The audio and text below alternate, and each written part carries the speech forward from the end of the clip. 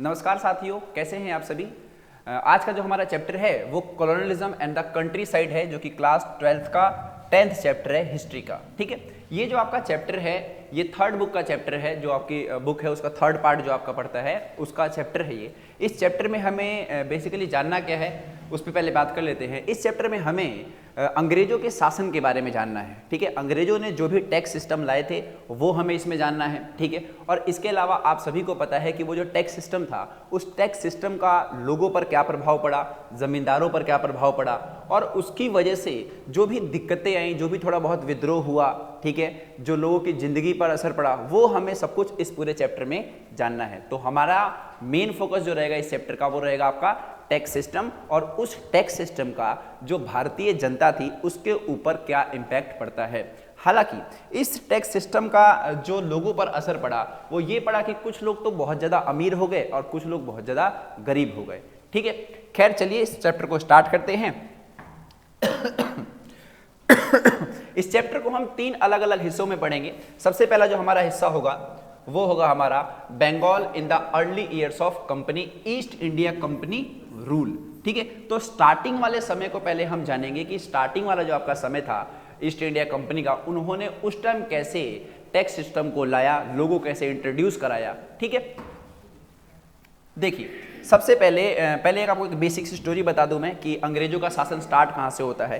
तो अंग्रेजों का जो शासन स्टार्ट होता है आपका वो बंगाल से ही होता है।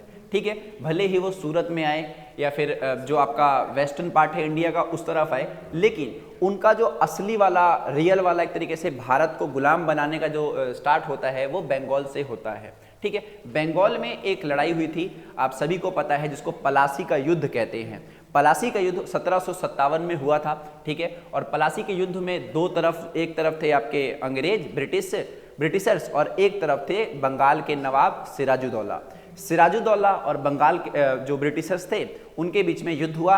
और उस युद्ध में आपको एक नंबर बताता हूं, आप उस नंबर से सोचिएगा कि कौन जीतेगा। सिराजुद्दौला की जो आर्मी है उसमें 1,00,000-1,50,000 सैनिक हैं, क्योंकि वो बंगाल के नवाब है और भारत के हैं। ठीक है, और ब्रिटिशर्स हैं जो कि नए हैं, वो उनके पास 3,000 सैनिक हैं। तो नॉर्मल सी बात है कि यहाँ पर सिराजुद्दौला जीतेंगे। बट हुआ क्या कि ब्रिटिशर्स ने क्या किया, जो सिराजुद्दौला की सेना के जो आर्मी चीफ थे जिनका नाम था मीर जाफर, उनको खरीद लिया एक तरीके से, और उनको ये बोल दिया कि आप अगर हमारा साथ देते हैं तो हम सिराजुद्दौला को हटा देंगे और आपको राजगद्दी दे देंगे। ठीक है, और यहीं से क्या होता है, मीर जाफर जो उनके सेना के अधिकारी होते हैं वो अंग्रेजों का साथ दे देते हैं, और जब मैदान में दोनों की सेनाएं पहुंचती हैं, अंग्रेजों की और सिराजुद्दौला की, उसमें क्या होता है, जो सिराजुद्दौला की सेना होती है उन्हीं के अगेंस्ट हो जाती है।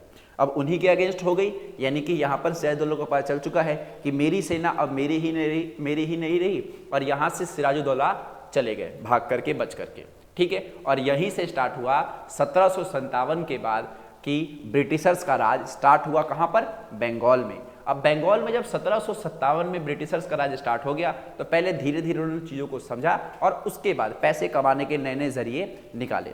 ठीक है, अब जब बंगाल में वो लोग जीत गए तो उन्होंने सबसे पहले जो लॉर्ड चार्ल्स कॉर्नवालिस थे, यानी कि ये बंगाल के पहले प्रथम गवर्नर जनरल थे, जिन्होंने एक तरीके से पहला टैक्स सिस्टम लागू किया बंगाल की जनता पर। बंगाल में, उड़ीसा में, बनारस में, जो आपका ईस्टर्न पार्ट पड़ता है भारत का उस तरफ। ठीक है, तो यहाँ पर जो इन्होंने टैक्स सिस्टम लागू किया उसका नाम था परमानेंट सेटलमेंट। देखिए नाम में ही क्या लग रहा है, परमानेंट सेटलमेंट।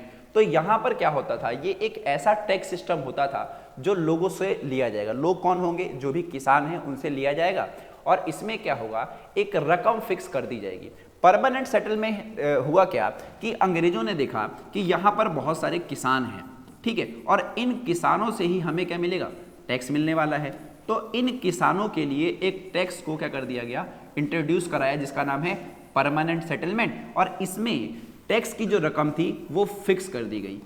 ठीक है, क्या कर दी गई, फिक्स कैसे कर दी गई, अंग्रेजों ने अंदाजा लगाया कि हम क्या करेंगे ना, हम बार बार टैक्स में परिवर्तन नहीं करेंगे। ठीक है, यानी कि हम एक बार में ही क्या करेंगे कि आने वाले समय के हिसाब से और अभी वाले समय के हिसाब से उसके एवरेज के हिसाब से एक रकम तय कर देंगे, और 30-40 साल तक वही रकम लोगों से ली जाएगी। तो ये परमानेंट सेटलमेंट की मतलब एक बात थी, जिसके तहत क्या किया गया कि किसानों के टैक्स के बारे में बता दिया गया और एक रकम फिक्स कर दी गई कि भाई आपको इतना पैसा पे करना है। अब देखिए क्या था, यहाँ पर जो अंग्रेज थे वो नए थे, ठीक है, अंग्रेज जो थे यहाँ पर नए थे। तो अंग्रेजों ने क्या किया, जो भी बंगाल के जो भी राजा वगैरह थे उनको अपना एजेंट बना लिया, ठीक है।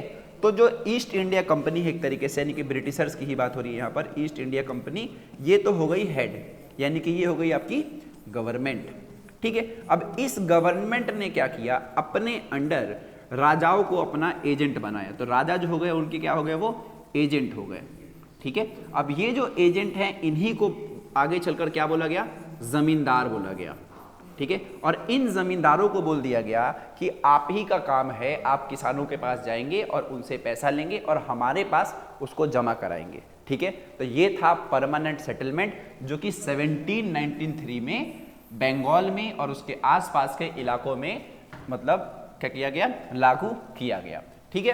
तो जमींदार लैंड ओनर्स हो गए, रिवेन्यू फिक्स कर दिया गया और पीजेंट को पैसा एक तरीके से पे करना है, किसको, जमींदार को, और जमींदार का काम होगा वो पैसा कलेक्ट करके वो जो कंपनी है उसको पहुंचाएगा, ठीक है। तो ये केवल परमानेंट सेटलमेंट यहाँ पर लागू हो चुका है। अब देखते हैं इस परमानेंट सेटलमेंट की वजह से दिक्कतें क्या क्या आई। तो यहाँ पर हुआ क्या, देखिए, सबसे पहले अभी मैंने आपको बताया कि परमानेंट सेटलमेंट लागू हो गया। अब एक ये नया टैक्स सिस्टम है, इससे पहले क्या था, जब लोग रहते थे बंगाल में तो वैसा कुछ टैक्स सिस्टम तो था नहीं, ब्रिटिशर्स नए नए आए थे और उन्होंने अभी अभी एक नया लागू किया, कौन सा वाला, परमानेंट सेटलमेंट। और ये काम किसका था, जमींदार का, ठीक है।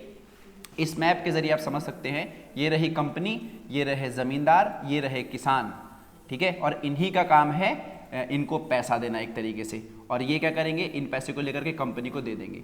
लेकिन जब आपने परमानेंट सेटलमेंट जाना तो उस परमानेंट सेटलमेंट की सबसे बड़ी खामी क्या थी कि उसमें जो पैसा होता था वो फिक्स होता था कि इतना पैसा आपको देना है, और वो जो पैसा होता था वो आने वाले समय के हिसाब से फिक्स किया गया था। यानी कि मान लीजिए मैं 2024 में हूँ और मेरे से टैक्स लिया जा रहा है 2045 के हिसाब से। अब नॉर्मल सी बात है, 2045 में मैं ज़्यादा पैसा पे करूंगा गवर्नमेंट को, तो गवर्नमेंट पहले ही उसके हिसाब से एक एवरेज तय कर लेगी, और यही ब्रिटिशर्स ने किया था। और ये भी एक रीज़न था जिसकी वजह से जो किसान थे वो पैसा नहीं दे पा रहे थे, ठीक है। तो हमें इस वाले टॉपिक में क्या जानना है कि जमींदार हैं आखिर वो डिफॉल्टेड क्यों हो जाते थे पेमेंट के प्रति। तो सबसे पहला जो रीज़न है वो है आपका हाई रेवेन्यू डिमांड, यानी कि कंपनी ने बहुत ही बड़े मार्जिन का एक तरीके से पैसा मांगा जमींदारों से कि भाई आप किसानों से लेकर के आइए, हमें बड़ा अमाउंट चाहिए। तो पहला तो आपका हो जाएगा हाई रेवेन्यू डिमांड, तो इसकी वजह से वो पैसा दे नहीं पाए किसान। दूसरा क्या था कि किसानों पर आमदनी का एक ही तरीका था, और वो आमदनी का तरीका क्या था भाई, एग्रीकल्चर, वो एग्रीकल्चर ही कर सकते थे। और जिस टाइम इसको लागू किया गया था परमानेंट सेटलमेंट को, उस टाइम क्या हुआ था कि जो बंगाल था वहाँ पर मानसून की दिक्कतें चल रही थी, ठीक है, और किसानों की जो फसल थी अच्छी नहीं चल रही थी, और इसकी वजह से एक दिक्कत आई कि जो उनका जो एग्रीकल्चर आउटपुट था वो काफ़ी ज़्यादा लो हो गया। अब किसानों के पास आमदनी का केवल एक ही साधन है, और वो साधन भी क्या पड़ गया, ठप पड़ गया, और इसकी वजह से उनके पास पैसा नहीं आया, ठीक है। जब पैसा नहीं आया, एग्रीकल्चर खराब हो गया, तो इसकी वजह से क्राइसिस आए, और जो क्रॉप के प्राइजेस थे वो काफ़ी ज़्यादा लो हो गए। और इसकी वजह से दिक्कत क्या हुई कि जो डेप्ट था किसका, किसानों का, वो बहुत ही ज़्यादा बढ़ गया। जब किसानों पर कर्ज बढ़ गया तो वो जमींदारों को पैसा नहीं दे पाए, और इसकी वजह से भी जमींदार कंपनी को पैसा नहीं दे पाते थे, ठीक है। और जो लास्ट रीज़न है वो है आपका कि जो बहुत से जमींदार थे वो एक तरीके से डिमांड तो कर लेते थे, किससे, किसानों से, लेकिन किसान समय पे पूर्ति ही नहीं करा पाए थे, और उनके अपने अपने रीज़न होते थे, क्योंकि उनके अपने खुद के भी खर्चे हैं और उसके पास उनकी फसल खराब हो गई है। और इन्हीं सब कारणों की वजह से क्या होता था कि जो ज़मींदार थे वो समय पर कंपनी को पैसा नहीं देते थे। अब यहाँ पर देखिए, जब जमींदार कंपनी को समय पर पैसा नहीं देंगे तो क्या होगा। इसमें क्या होता है कि इस चैप्टर को जब आपने स्टार्टिंग में देखा होगा तो उसमें एक ऑक्शन दिखाया जाता है, ठीक है, ऑक्शन इन बर्धमान, ठीक है।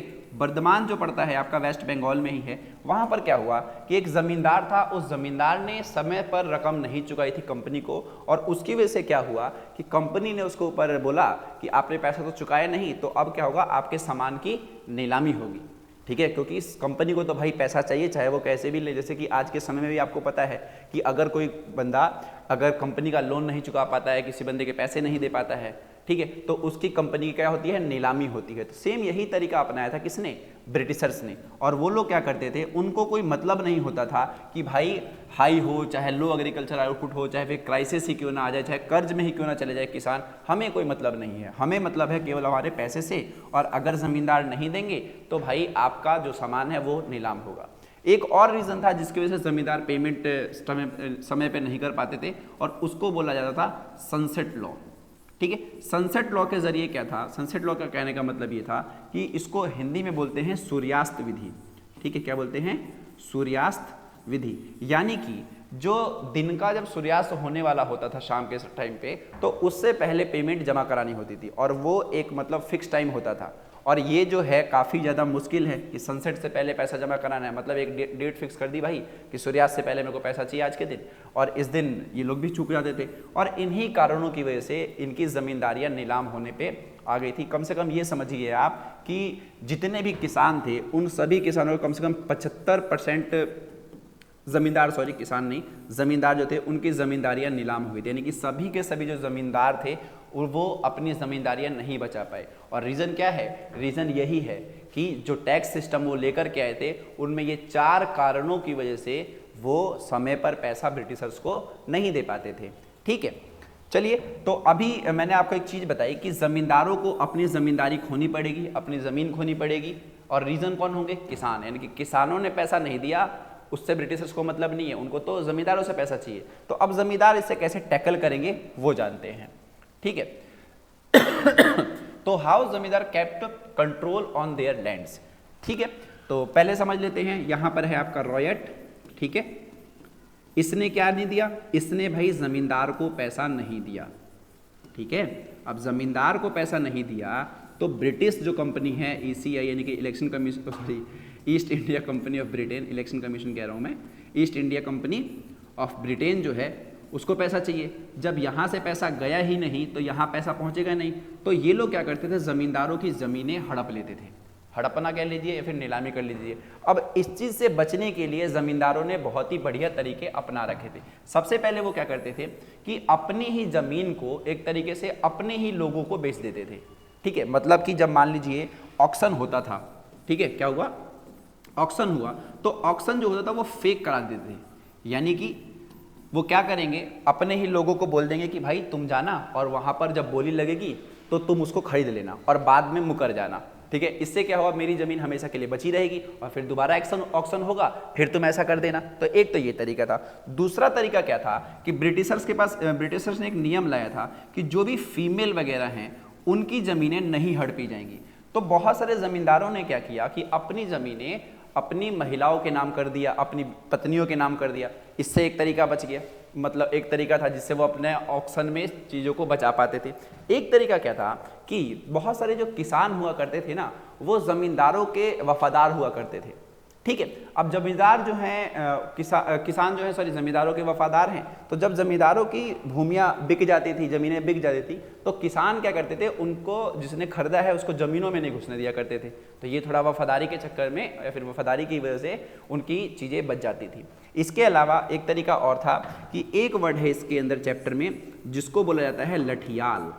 ठीक है, लठियाल क्या है, देखिए लठियाल आपने लाठी वर्ड सुना होगा, वैसे मतलब एक डंडा होता है बेसिकली। अब इसमें क्या था कि जब जमींदारों की जमीन कोई और खरीद लेता था, ठीक है, तो राजा क्या करता है, यानी कि जमींदार क्या करता है, जिसने जमीन खरीदी है ना उसको मार पीट करके भगा देता था। ठीक है, और इन तरीकों से जमींदार जो थे अपनी जो जमीनों को वापस अपने कंट्रोल में ले लेते थे, और यही वो तरीके थे जिनसे उन्होंने अपनी जमींदारियां बचाई। ठीक है, तो fake land sale, transfer to relatives, relatives में फीमेल्स को करेंगे, और सपोर्ट फ्रॉम पीजेंट्स। ठीक है, और एक आप बताएंगे लठियाल वाला रीजन।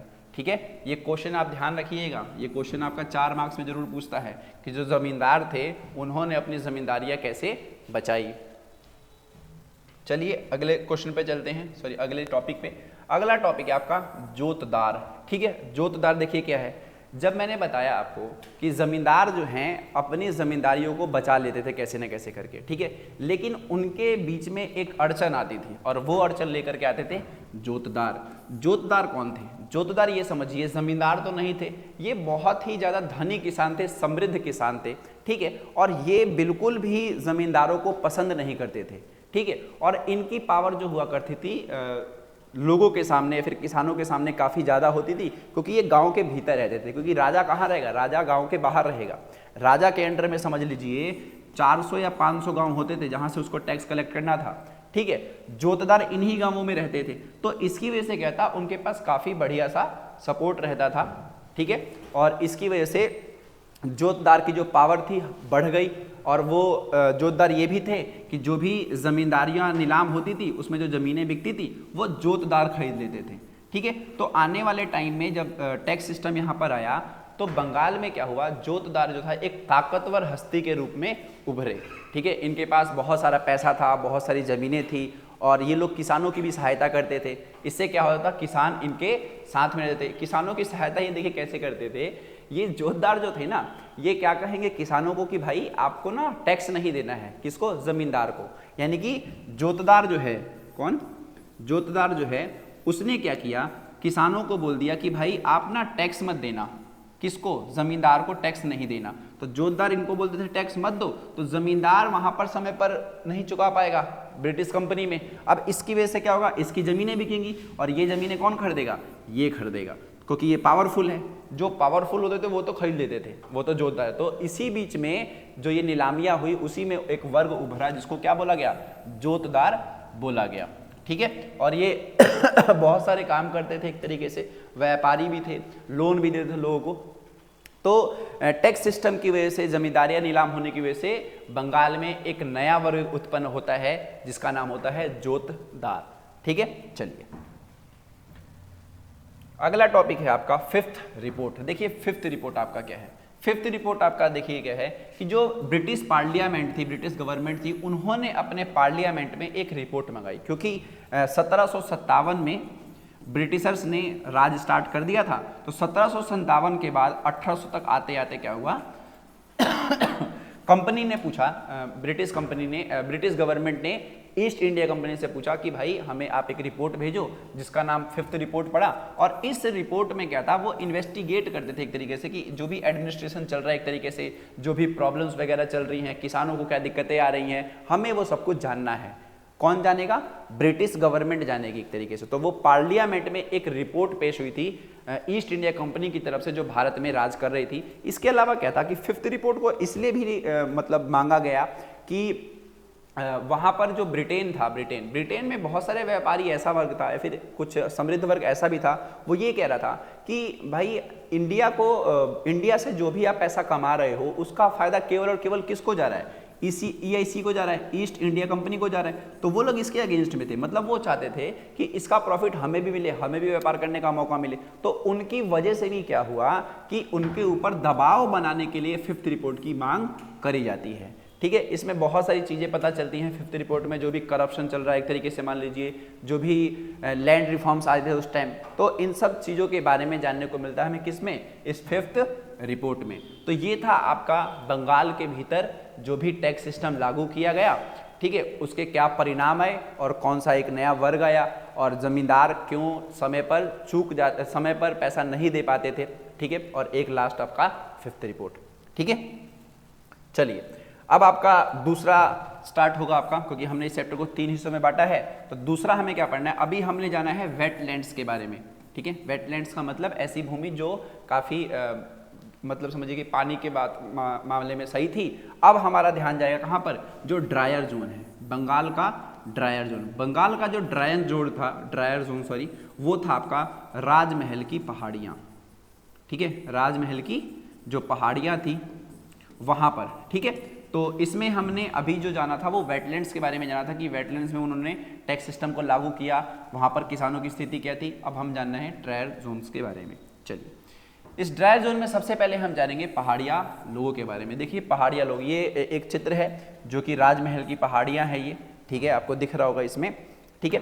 देखिए जो राजमहल की पहाड़ियाँ थी एक तरीके से, यहाँ पर क्या था, पहाड़ी लोग रहा करते थे। अब इनको पहाड़ी लोग इसलिए भी कहा जाता था क्योंकि ये यहीं पर बसे हुए थे और इनका जो जीवन था वो काफ़ी ज़्यादा नोमैडिक था। ठीक है, कैसा था, नोमैडिक। हालांकि सेमी नोमैडिक कह सकते हो आप, क्योंकि नोमैडिक तो बेसिकली कौन होते हैं, जो एक जगह पर रुकते ही नहीं है, बट ये पहाड़ियों में ही इधर उधर चलते चलते रहते थे एक तरीके से।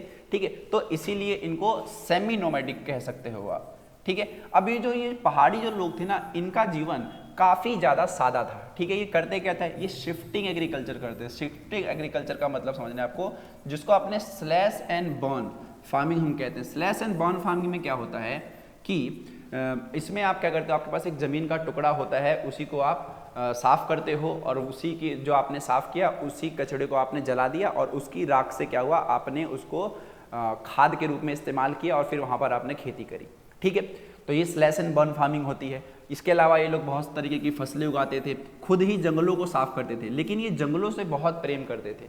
ठीक है, मतलब इनका, और ये खुद भी एक तरीके समझिए आप उस पूरे जंगल को अपनी निजी भूमि मानते थे।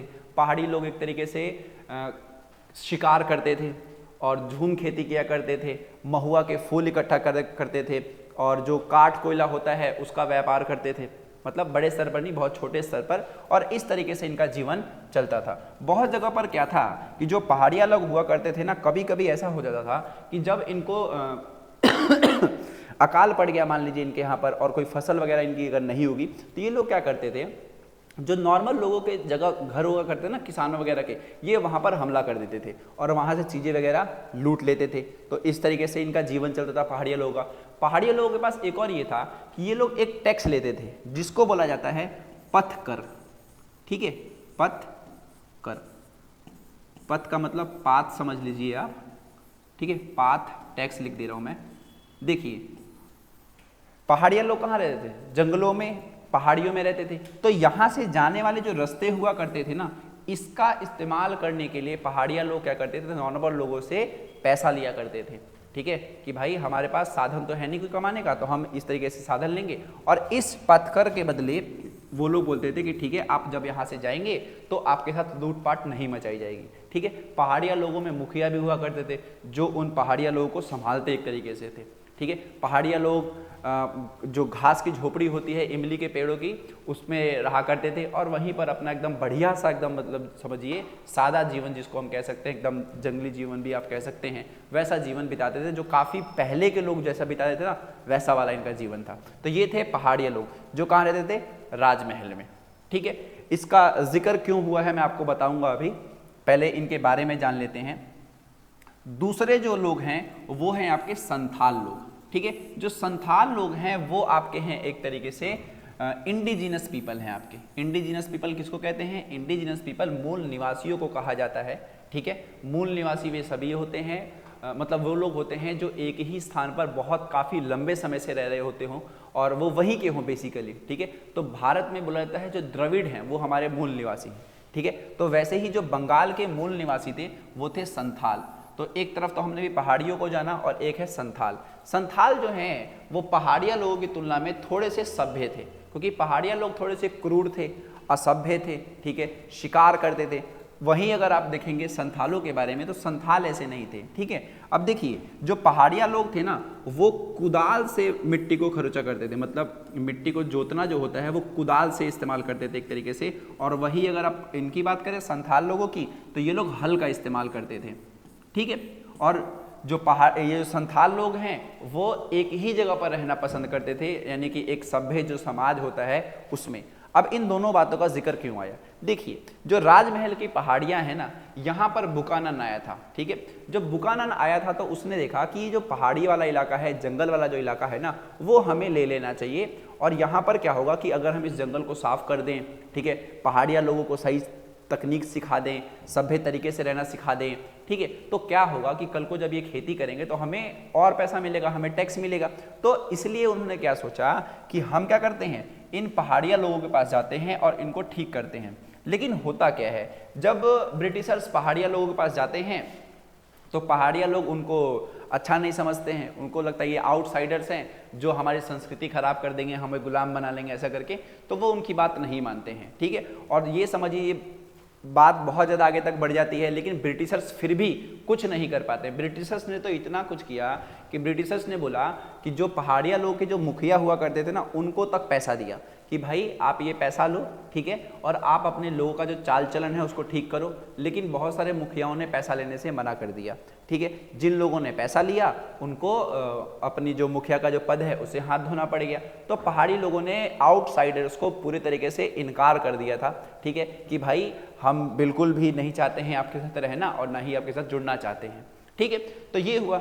इसी बीच में क्या होता है, जब ब्रिटिशर्स हार मान जाते हैं कि पहाड़िया लोगों को तो हम ठीक ही नहीं कर पाएंगे, ना इन जंगलों को साफ कर पाएंगे, ना यहाँ पर टैक्स सिस्टम लागू कर पाएंगे, ना पहाड़ी लोगों से खेती करवा के उनसे पैसा कमा पाएंगे, तो इसी बीच में क्या होता है, संथालों का आगमन होता है, ठीक है। किसका आगमन होता है, संथालों का। अब संथालों का जब आगमन होता है तो संथाल जो हैं उनको क्या करना है, खेती करनी है। अब संथालों के आगमन से क्या हुआ कि पहाड़ी लोगों ने जब संथालों को देखा तो उनसे वैसे बेसिकली थोड़ी सी लड़ाई वड़ाई हुई और पहाड़ी लोग और जंगलों के भीतर घुस गए उन जगहों को छोड़ करके, और वहाँ पर संथाल आ गए। अब ये चीज़ पता चलती है ब्रिटिशर्स को कि संथाल जो हैं वो पहाड़ी लोगों को हरा सकते हैं और उनको ठीक कर सकते हैं, ठीक है। तो उन्होंने क्या किया, संथालों को बोला कि आप यहाँ पर बसना स्टार्ट करिए। कहाँ पर, राजमहल की पहाड़ियों में। राजमहल की पहाड़ियों में इनको बसाया गया और एक जमीन का नाम था एक तरीके से, और वो जमीन थी आपकी जिसको बोला जाता है दामिन ई कोह। क्या बोलते हैं, दामिन ई कोह। इंग्लिश में भी आपका दामिन ई कोह ही होगा, ठीक है। ये एक जमीन थी, मतलब अ पीस ऑफ लैंड आप कह सकते हैं इसको, और इस जमीन पर संथालों को बसाया गया, ठीक है। फायदा आपको समझ आ चुका है कि ब्रिटिशर्स चाहते हैं कि पहाड़िया लोगों को सभ्य बनाया जाए या उनको खत्म किया जाए और जंगलों को सफाई करी जाए। और जो संथाल लोग थे वो ठीक ऐसा करते थे, क्योंकि पहाड़िया लोगों को जमीनों से बहुत प्यार था, तो वो जंगलों को ज़्यादा नहीं काटते थे, केवल अपने आवश्यकता अनुसार उसको साफ करेंगे और उस पर खेती कर लेंगे। लेकिन संथाल इस मामले में बहुत ज़्यादा आगे थे, उनको जंगलों से प्रेम नहीं था, वो एकदम जंगलों को एकदम साफ कर देते थे, पूरा अपने आप को बसाते थे, मतलब स्टेबल कम्युनिटी थी ये वाली। तो इनको जगह दी गई जिसका नाम क्या था, दामिनी को, और यहाँ पर बसाया गया इनको। यहाँ पर आप जो देख रहे हैं ये संथालों के ही घर हैं, ठीक है। संथालों के आने की वजह से क्या हुआ कि पहाड़िया लोग धीरे धीरे और भीतर चले गए और भीतर चले गए, किसमें, पहाड़ों के भीतर चले गए, और उन पूरी ही जगहों को संथालों के कब्जे में धीरे धीरे आ गया। संथालों के कब्जे में कहिए फिर ब्रिटिशर्स के, हालांकि संथालों के हम कहेंगे। और धीरे धीरे क्या हुआ कि संथालों की जनसंख्या पहाड़ी वाले इलाके में बढ़ती चली गई, ठीक है। पहाड़ी वाले इलाके में बढ़ती चली गई और यहाँ पर इनके गांवों की संख्या बहुत बड़े स्तर पर बढ़ने लग गई। जब अंग्रेजों ने ये सब देखा तो उनके मन में अब क्या होगा, अब वो जो चाहते थे पहाड़ी लोगों से, वो अब किससे पूरा करेंगे, संथालों से पूरा करेंगे, और इसकी वजह से होता है आपका रिवॉल्ट, ठीक है। अब वो जगह तो आ गई है हाथ में, अब रिवॉल्ट देखिए क्यों होता है। जब मैंने आपको बताया कि उनको एक जमीन दी गई थी जिसका नाम क्या था, दामिन ई कोह, ठीक है, और स्टार्टिंग में इनसे उतना टैक्स वगैरह कम लिया जाता था, तो कोई दिक्कत वाली बात नहीं थी। लेकिन जब ब्रिटिशर्स को पता चला कि इन लोगों ने ज़मीनों को साफ साफ कर दिया है, तो अब हम क्या कर सकते हैं, इनके ऊपर टैक्स लगा सकते हैं। तो देखिए इसी बीच में क्या होता है, संथालों का और ब्रिटिश रूल जो है इनके बीच में रिबेल स्टार्ट हो जाता है। इसके बहुत सारे रीज़न होते हैं। पहला रीज़न तो यही होता है कि जो इनको ज़मीन दी गई है दामिनी कोह नाम की, वो सीमित करी जाने लगती है। मतलब पहले क्या था समझिए कि पहले एक बड़ा हिस्सा था जिस पर संथाल रहते थे, अंग्रेजों ने क्या किया, इसको छोटा करना स्टार्ट कर दिया, ठीक है, कि अब आप सिर्फ इतने हिस्से में रहेंगे, ये हमारी ज़मीन हो गई और इस पे आप खेती करेंगे और इससे हमें पैसा मिलेगा, ठीक है। इसी बीच में क्या हुआ कि इनके ऊपर कर्ज भी बढ़ गया, क्योंकि ये लोग कर्ज लेते थे और खेती करते थे और इनको टैक्स भरना पड़ेगा एक तरीके से, ठीक है। और धीरे धीरे समझिए कि संथालों को दबाया जाने लग गया ब्रिटिशर्स के द्वारा। स्टार्टिंग में तो नहीं दबाया गया, क्यों, क्योंकि वो चाहते थे कि संथाल कैसे भी करके पहाड़िया लोगों को हटा दें और उनकी जगह पर आ जाएं, ठीक है। और धीरे धीरे संथालों की ऑटोनॉमी छीनी जाने लग गई और उनको पूरी तरीके से गुलाम बनाना था। जैसे कि उन्होंने मान लिए किसानों के साथ किया था बंगाल के, कि बंगालों को, वो बंगाल क्या थे, बंगाल में जो किसान थे वो सभ्य तरीके से रहते थे और खेती करते थे और टैक्स देते थे, यही सिस्टम था। यही सिस्टम वो कहाँ लागू करना चाहते हैं, संथालों पर, क्योंकि संथाल अब बस चुके हैं पहाड़ियों में। और इसी को लेकर के ब्रिटिशर्स के बीच में और संथालों के बीच में विद्रोह होता है। यहाँ पर विद्रोह की ये तस्वीर आप देख सकते हैं, जहाँ पर ये संथाल हैं, ठीक है, ये लड़ रहे हैं अपने लिए, किससे, ब्रिटिशर्स से, क्योंकि स्टार्टिंग में तो ब्रिटिशर्स ने कुछ नहीं कहा और इनको वहाँ पर बसाया और जब संथाल वहाँ पर बसने लग गए तो फिर उन्होंने यहाँ पर उनको भी मतलब अप्रेस करना स्टार्ट कर दिया, उनकी ऑटोनॉमी छीनने लग गई, उनकी ज़मीनें ले ली गई, एक तरीके से इन पे कर्ज बहुत ज़्यादा बढ़ गया और ये सब दिक्कतें आने लगी और इसी को लेकर के संथालों के बीच में और ब्रिटिशर्स के बीच में रिबेल स्टार्ट हो गया। ठीक है, जब रिबेल स्टार्ट हुआ आपका ये वाला, तो अंग्रेजों को याद आता है समय 1857 वाला, क्योंकि ये रिबेल उसके बाद हुआ है ना, और इसकी वजह से क्या होता है 1857 के बाद ये वाला रिबेल होता है तो उनको ये बात याद आती है कि एक बार रिबेल इंडिया में पहले भी हो रखा था, तो कैसे ना कैसे करके हालांकि अंग्रेज इसको दबा देते हैं। यहाँ पर आप देख सकते हैं संथाल लोग जो हैं वो पकड़े गए हैं सभी के सभी, ठीक है, बांधे गए हैं और इस तरीके से समझिए कि जो राजमहल की पहाड़ियाँ हैं वो अंग्रेजों के पास भी आ गई और वहाँ पर कौन आ गए, संथाल आ गए। ठीक है, चलिए अब जो चीज़ हमें जाननी है वो हमें जाननी है जो पहाड़िया लोग हैं और जो संथाल लोग हैं इनके बीच में डिफरेंस। ये एक क्वेश्चन आता है आपका कि difference in the livelihood of the Paharis and the Santhals. ठीक है, तो सबसे पहले जानेंगे इनके मोड ऑफ एग्रीकल्चर की। तो मोड ऑफ एग्रीकल्चर दोनों का क्या था, ये जो थे पहाड़ी लोग वो स्लैश एंड बर्न खेती करते थे एक तरीके से, जिसको झूम खेती भी आप कह सकते हैं। ठीक है, और ये एक जगह से दूसरे जगह चले जाते थे ताकि जो सॉइल की जो फर्टिलिटी जा चुकी है वो वापस आ जाए। तो यहाँ पर मेन ध्यान देना है कि आपको कि जो पहाड़िया लोग थे वो एग्रीकल्चर का कौन सा वे यूज़ करते थे, वो शिफ्टिंग कल्टीवेशन यूज़ करते थे, मतलब वो एक जगह पर रुकते नहीं थे। ठीक है, वो क्या करते थे, इस ज़मीन का इस्तेमाल किया और यहाँ पर जलाया वलाया जो भी हो और यहाँ पर ज़मीन पे खेती वेती करके फिर इस जगह को छोड़ के फिर दूसरी जगह चले जाते थे ताकि इसकी जो उर्वरता है, जो फर्टिलिटी है वो वापस आ जाए। तो इस तरीके से पहाड़िया लोग खेती करते थे। लेकिन वही संथालों की अगर हम बात करें तो वो सेटल्ड कल्टीवेटर्स है, यानी कि वो एक ही जगह पर रुक करके ज़मीन का इस्तेमाल करते थे, जंगलों को साफ करते थे और वो राइस और कॉटन उगाते थे। ठीक है, तो दोनों में डिफरेंस अगर एग्रीकल्चर के रूप में बताना होगा आपको तो आप बताएंगे कि ये लोग शिफ्टिंग कल्टीवेशन करते थे और ये लोग सेटल्ड कल्टीवेटर्स करते थे। आगे बात करते हैं connection to the forest. Connection to the forest क्या है कि जो पहाड़िया लोग थे उनको जंगलों से बहुत ही ज़्यादा प्रेम था। ठीक है, और पूरे तरीके से ये फॉरेस्ट पे ही डिपेंड रहते थे। मैंने बताया ना कि जो जंगलों को ना काटने से हिचकते थे एक तरीके से, मतलब क्योंकि ये जंगलों को ही मतलब भगवान मानते थे और जंगलों से इनको बहुत सारी चीज़ें मिलती थी, तो ये पूरे तरीके से डिपेंड रहते थे। ठीक है, और इससे बहुत सारे रिसोर्सेज मिलते, महुआ मिल गया, वुड मिल गया और इन्हीं जंगलों से में हंटिंग करते थे, एक तरीके से चीज़ों को इकट्ठा करते थे और सेमी नोमैडिक लाइफस्टाइल था इनका। ठीक है, तो फॉरेस्ट वाले में आप ये लिखेंगे। वही अगर हम संथालों की बात करें तो वो इनिशियली डिपेंडेंट थे, मतलब वो इनकी तरह पूरे के पूरे डिपेंड नहीं थे। क्यों? क्योंकि ये तो जंगलों को साफ करने पर विश्वास रखते थे ना, ये लोग तो उसको काट देते थे और ये लोग नहीं काटते थे। ठीक है, और इन्होंने जंगलों को हटा करके अपने लिए वहाँ पर परमानेंट विलेजेस बनाए, जबकि इनका क्या था, ये लोग एक जगह पर नहीं रुकते थे, जगह जगह जाया करते थे। सोशल और इकोनॉमी की अगर हम बात करें तो इनका जो था एक तरीके से ट्राइबल जीवन था, काफ़ी ज़्यादा आइसोलेटेड वहीं पर रहते थे एक तरीके से। बट इनका जो था वो काफ़ी ज़्यादा जो स्ट्रक्चर था वो एग्रीरियन कम्युनिटीज़ था, मतलब ये ग्रुप्स में रहा करते थे और जो ज़मीन थी इनकी दामिनी को कहलाती थी, ये व्यापार करते थे क्योंकि कॉटन जो है वो तो खा तो सकते नहीं है, तो उसको आपको बेचना ही पड़ेगा, तो इससे आप समझ सकते हैं। ठीक है, तो इनकी सोशल लाइफ दोनों की इस तरीके से थी। और अगर हम बात करें आउटसाइडर के साथ इंटरेक्शन, तो इनके साथ साफ साफ मना था कि ये चाहते ही नहीं थे कि जो भी ब्रिटिशर्स हैं यानी कि जो आउटसाइडर्स हैं उनके साथ ये मिलें। और वही संथालों ने तो स्टार्टिंग में उनके साथ क्या करी, उनकी सहायता ली, उनके जरिए ही तो वहाँ पर वो बसे थे क्योंकि उन्हीं को वो जो ज़मीन दी रही थी दामिनी को। तो ये है आपका पहाड़िया और संथाल के बीच में डिफरेंस। ठीक है, तो एक ये भी काफ़ी इंपॉर्टेंट क्वेश्चन आता है आपके इस वाले चैप्टर से कि आपको क्या करना होगा, difference in the livelihood of the Paharis and the Santhal. ठीक है, चलिए, तो ये हो गया आपका राजमहल की पहाड़ियाँ खत्म। तो 2 टॉपिक हमारे इस चैप्टर के खत्म हो गए हैं। इस चैप्टर को हमने 3 टॉपिक्स में मतलब बांटा था।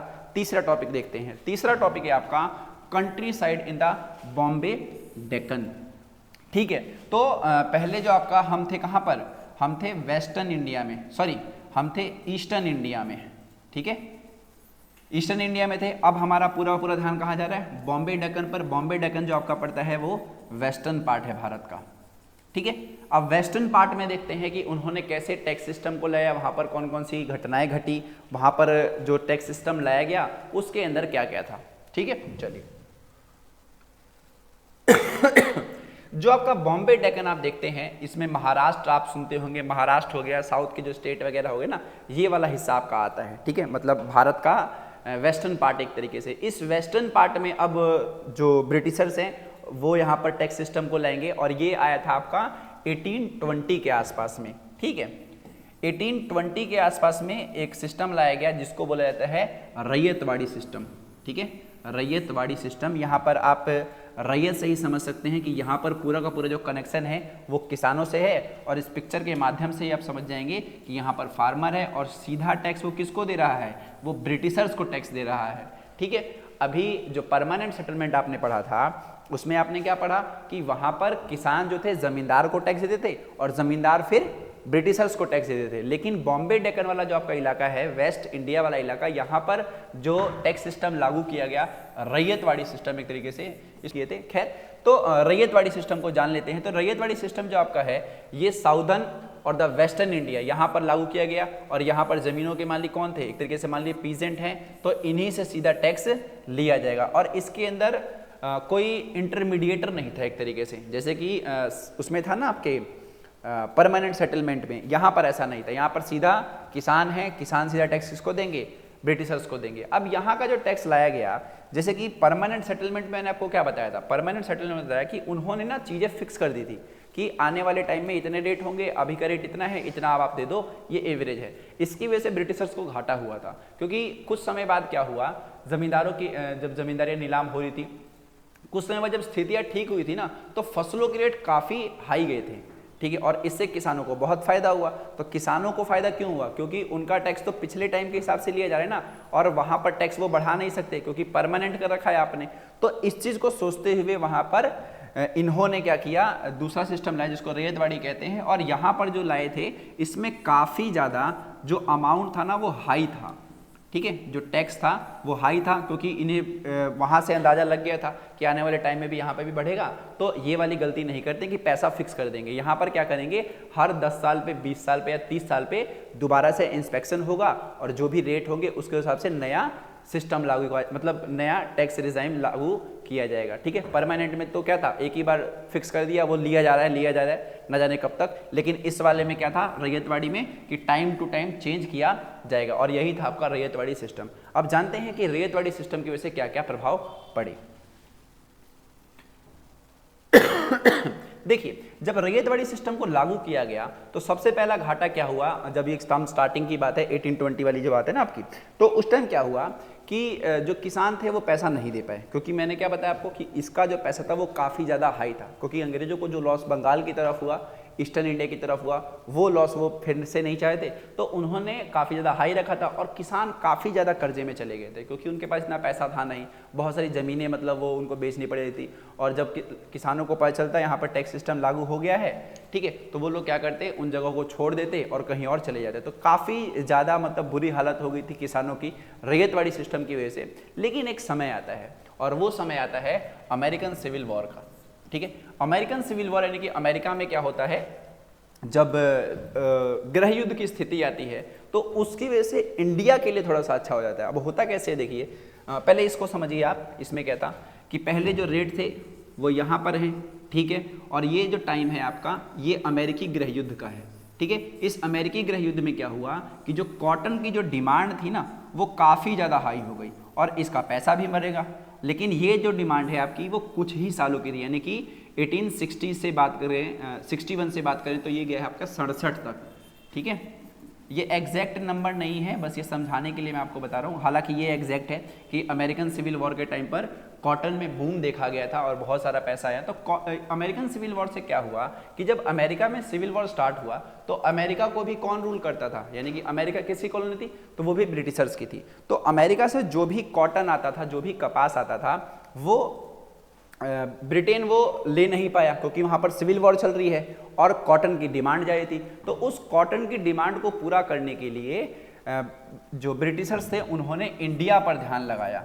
और इंडिया में जो आप कौन सा एरिया देखते हैं, आप जो वेस्टर्न एरिया देखते हैं, वहाँ पर क्या था, कॉटन की खेती काफ़ी बढ़िया होती थी, ठीक है। और इसकी वजह से क्या हुआ कि जब साहूकारों को पता चला, ऋणदाताओं को पता चला कि कॉटन की डिमांड ज़्यादा है, तो जो भी किसान पैसा मांगने आता कि भाई आप हमें पैसा दे दो, हमें कपास की खेती करनी है और हम बेच करके आपको लौटा देंगे, तो वो आसानी से दे देते, क्योंकि उनको पता था कि भाई एकदम बूम चल रहा है, मेरे पैसे तो कंफर्म आएंगे और बढ़ करके आएंगे। ये समझिए आप कि जो उस टाइम साहूकार थे ना, वो 100 रुपये के कम से कम 2200 रुपये लिया करते थे, ठीक है, और किसान देते भी थे, ठीक है। तो ये था, तो इसकी वजह से ना बहुत अच्छा खासा बूम आया था, लेकिन इसका एक घाटा हुआ, ठीक है। घाटा क्या हुआ? घाटा ये हुआ कि आपने जो ये बूम आया ना, ये लॉन्ग टाइम तक नहीं चला, कुछ टाइम तक ही चला, ठीक है। 61 to 67 मतलब कुछ सालों के लिए चला, जो कि आपका है 5 से 6 साल। तो 5 से 6 साल तो आप ये समझिए किसान एकदम खुशहाल अवस्था में रहे।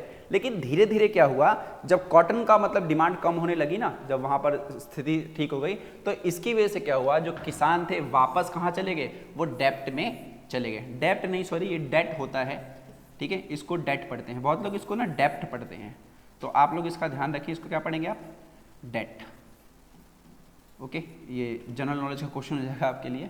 खैर, तो ये हुआ आपका अमेरिकन सिविल वॉर की वजह से भारत के कॉटन इंडस्ट्रीज पर क्या इफेक्ट पड़ा, ठीक है, और इसकी वजह से किसानों की हालत थोड़ी सी ठीक भी हुई।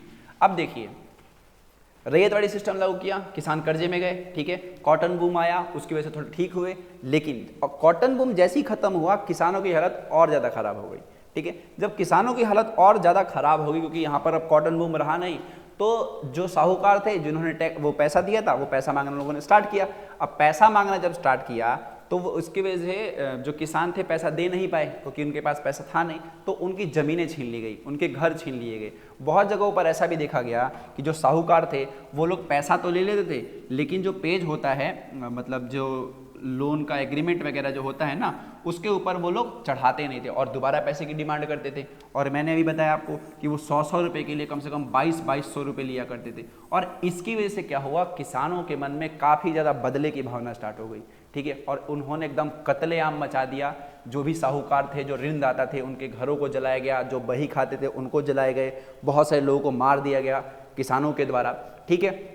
हालांकि बाद में ब्रिटिशर्स यहाँ पर आते हैं और मिलिट्री और पुलिस का यूज़ करके बहुत सारे लोगों को गिरफ्तार करते हैं। उस टाइम जब ये चला था, आपका एक नंबर है इसमें 95, कम से कम 95 लोग जो थे वो गिरफ्तार वगैरह हुए थे, और इस तरीके से इस रॉयट को रोका गया था, ठीक है। इसके बाद इस रॉयट के लिए क्या हुआ, एक कमीशन को लाया गया, जिसको बोलते हैं डक्कन रॉयट कमीशन, ठीक है। इस कमीशन का काम यही था कि वो इन्वेस्टिगेट करेंगे, जो कि 1875 में रॉयट्स हुए हैं, और इन्होंने वही इसमें पाया कि इसमें जो भी इन लोगों ने गलत चीज़ें करी हैं, साहूकारों ने जो पैसे के बदले बहुत ज़्यादा पैसा लिया है और पैसे लेकर के उसको चढ़ाया नहीं है, तो यही सब कुछ उसके अंदर पाया गया था, ठीक है। और इसकी वजह से डक्कन रॉयट हुए थे। तो ये था आपका पूरा का पूरा चैप्टर जो कि हमने इसमें पढ़ा। आप अगर एक बार में इस वीडियो में समझ गए होंगे तो अच्छी बात है, वरना आप दोबारा इसको देख सकते हैं, ठीक है, तो अच्छे से चीज़ें समझ आ जाएंगी। चलिए अब एनसीईआरटी पर आते हैं और कुछ चीज़ों को देखते हैं, ठीक है। एनसीईआरटी में कुछ चीज़ें रह गई हैं।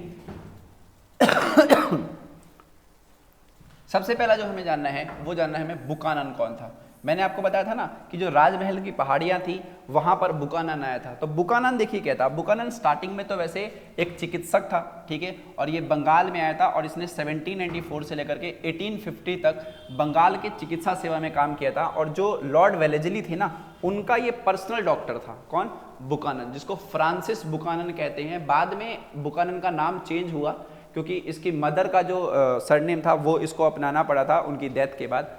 खैर, तो बुकानन जो था वो स्टार्टिंग में चिकित्सक था, और जो लॉर्ड वेलेस्ली थे उनका ये पर्सनल डॉक्टर था। बाद में क्या हुआ कि इसको ब्रिटिशर्स ने काम दिया कि आप जो होंगे, आपका काम ये रहेगा कि आपको भूमि का सर्वेक्षण करना है, ठीक है, और जो भी भूमि हमारे काम आ सकती है उसके बारे में आपको हमें बताना है। तो बुकानन ऐसी करते करते पहाड़ियों में पहुंचा था, जो राजमहल की पहाड़ियाँ थी ना, वहाँ पहुँचा, और वहाँ पर नॉर्मल सी बात है, पहाड़ी लोग जो थे वो बुकानन को देख के खुश नहीं हुए। हालांकि बुकानन को ये समझ आ गया था कि हम इसका बहुत अच्छा इस्तेमाल कर सकते हैं इन पहाड़ियों का, और तभी वहाँ पर संथालों को भेजा, और ब्रिटिशर्स ने उनको एक तरीके से अपने अंडर में किया था। तो वो फ्रांसिस बुकानन ही था। फ्रांसिस बुकानन का नाम बाद में चेंज हुआ, उसका नाम जो हैमिल्टन हो गया, जो उसकी माता का नाम सरनेम था ना, वो उसने अपनाया। बाद में वो चला गया था इंग्लैंड, और उसके बाद वो कभी वापस नहीं आया, ठीक है। तो ये इसमें एक आपको बताना था जो रह गया था। चलिए ठीक है, मिलते हैं फिर अगली वीडियो में। अगर आपको कुछ डाउट वगैरह है तो आप मुझे कमेंट सेक्शन में पूछ सकते हैं, मैं उसमें आपको उसका जवाब दे दूंगा। बाकी गुड बाय, ठीक है।